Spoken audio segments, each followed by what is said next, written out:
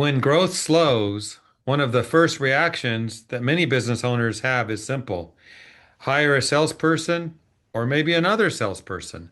It feels proactive. It feels like momentum. You're doing something. But what if that isn't the right solution? Well, today we're digging into why hiring a salesperson or another one rarely fixes the growth problem. We'll look at why so many companies rush to add sales staff when revenue dips, how that decision can perhaps mask deeper issues around targeting, process, and follow up, and what truly needs to be in place before a salesperson can actually succeed. So, if you've ever thought, we just need more sales, this conversation will be for you.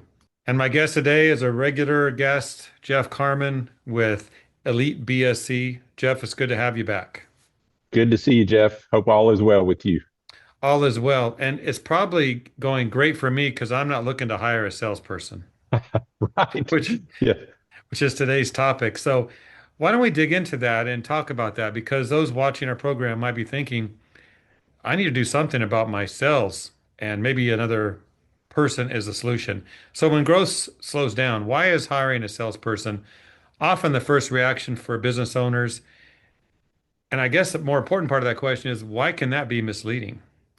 Yeah, it's a great question, and I see that a lot. Have a lot of conversations around people who are looking to add salespeople, and sometimes it's not because necessarily growth has slowed. It's just that they're at a juncture in the life of their company, and they want to see that move forward. So let's say I'm at 1.5 million annual revenue, and I want to go to 2.5 or $3 million. So I think the natural inclination for any of us is, hey, we just have to get new sales in, and there's a lot of factors though that go into that. And sometimes we have to think about in growth of our companies, total growth of our companies, it's hard for a really any kind of sales effort to come over the fact that maybe you're losing business out the back end.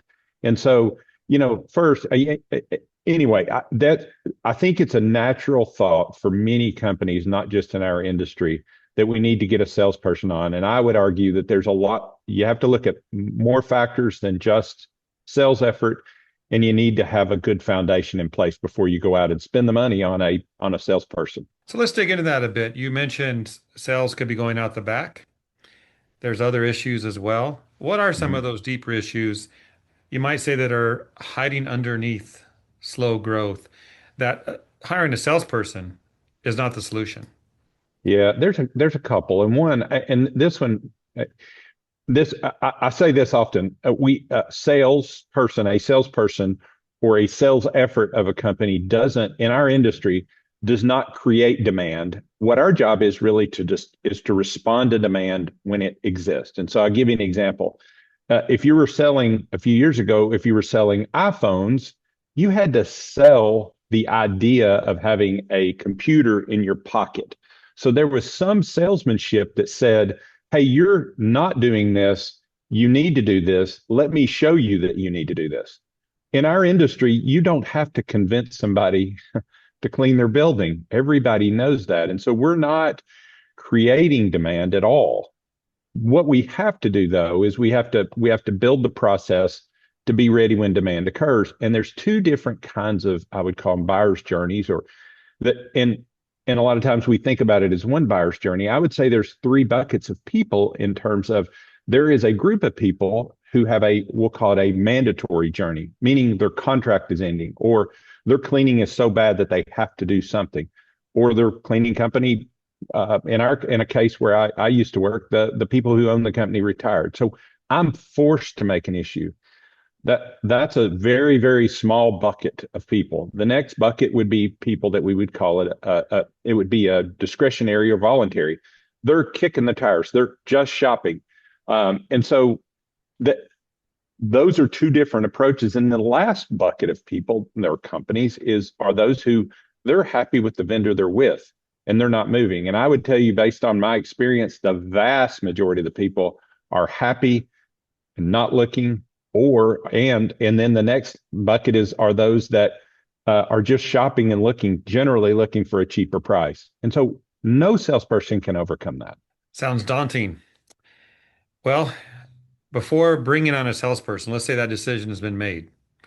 What foundational systems or structures need to be in place to ensure that they can actually succeed? because that's what we want, and then generate sustainable growth.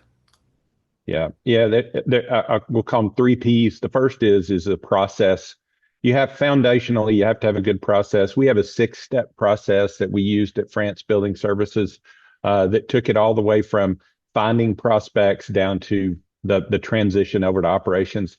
So that's a process that has to be in place. The next one is prospect. The next P is prospects. So we need a good, solid list of prospects, and in that, we need to have a good understanding of what our ideal prospect looks like. So we need to have that ideal prospect identified, and we also need to have that list of prospects. And then the last P is persistence. I mean, this is a business. It's a marathon. We've talked about that before. This is a marathon process. Again, we're not creating demand, but we need to be ready when that customer, that contact at that place is, now's the time to change. And that company there has been persistent without being a pest. That's probably who I'm going to call first. Great advice, Jeff. Well, we're about out of time. Anything to close with? Final words of advice? No, I think the thing is to check these things. Make sure you have your foundation in place before you lay out. Salespeople aren't cheap, and you want to set that person up to succeed before you ever bring them on.